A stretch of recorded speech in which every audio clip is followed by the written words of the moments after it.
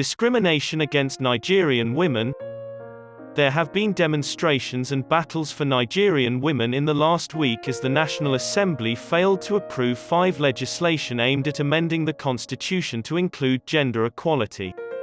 On March 1, 2022, the 9th National Assembly voted against democracy's fundamental principles of freedom, equality, and rights.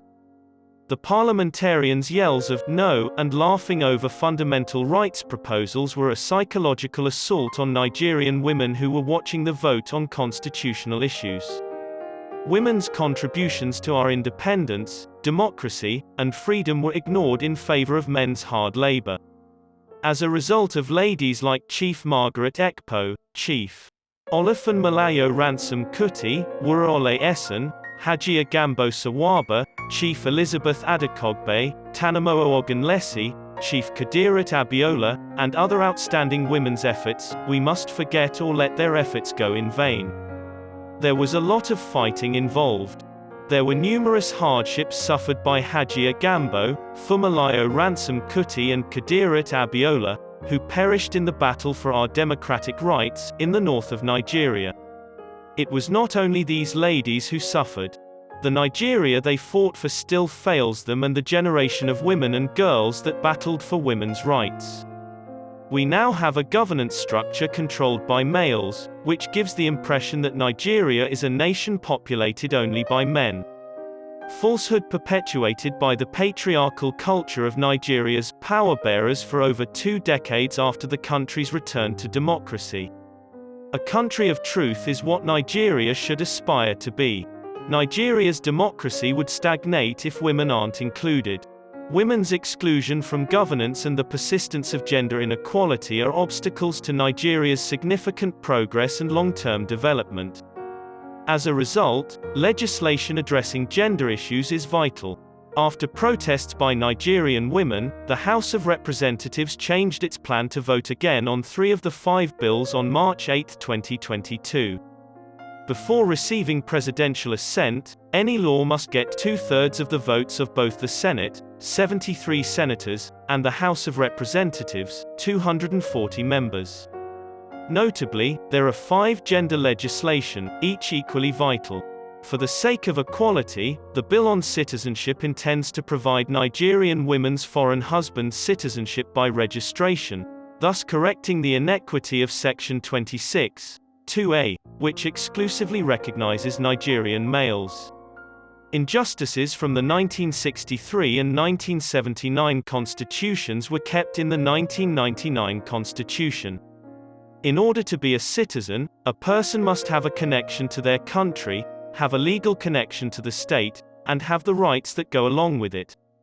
Women's rights to transfer citizenship were severely restricted in a large number of African nations. Gender-neutral legislation have been adopted in a number of nations, but progress has been made.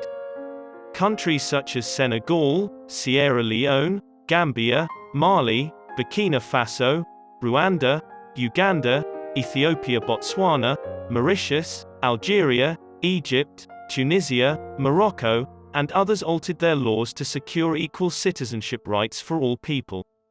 Nigeria was expected to address this injustice to Nigerian women by the year 2022. This measure reaffirms the constitutional ideal of equality. The Indigeneship Bill aims to broaden the definition of indigeneity to include Nigerians living outside of Nigeria and women who marry outside of Nigeria. If you were born or lived in a state for 10 years, have proof of paying taxes in the state, or were married to an indigene for at least 5 years, you're an indigene. The goal is to guarantee that women who marry outside of their home state have equal access to political, public employment, appointment, and election. Enforcing the stateless status of many native-born Nigerian women by forbidding them from marrying outside of their ethnic group violates international human rights law. This legislation encourages national unity and integration. To be sure, late Senator Wuraole Esan, Nigeria's first female senator, must be looking down on her country and wondering how just 8 women senators remain in the Senate 62 years later. 6 years have passed since 1960. Among the House of Representatives' 360 members and the 991 state lawmakers, just 13 are women. No women represent 15 of the 36 state legislatures. An emergency is declared for women's political participation. There will be 74 seats in the U.S. House of Representatives, 37 seats in the Senate, and 3 in each state legislature reserved exclusively for women under the proposed legislation. For the first time in history, women will be given the opportunity to run for elected office. For the next 4 elections, women will be able to run for the seats allotted for them. The goal is to have a woman in the National Assembly from each state and at least 3 women in each state assembly. Equality for women in federal and state government positions as well as in party leadership are among the goals of a number of bills on affirmative action. When affirmative action measures requiring at least 35% female participation in public and party leadership do not pass, women lose their chance to reach this benchmark. It is a fact of life in Nigeria that there are just 7 female cabinet members out of a total of 43 cabinet members. Almost no other positions in the party hierarchy are held by women, with the exception of that of National Woman Leader.